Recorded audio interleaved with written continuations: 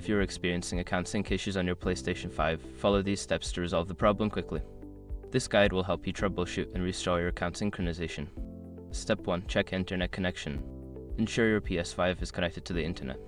Go to Settings, then Network, and select Test Internet Connection. If there are issues, troubleshoot your network. Step 2. Restart your PS5. Power off your console completely by holding the power button until it beeps twice. After it shuts down, unplug it for a minute, then plug it back in and turn it on. Step 3. Update system software.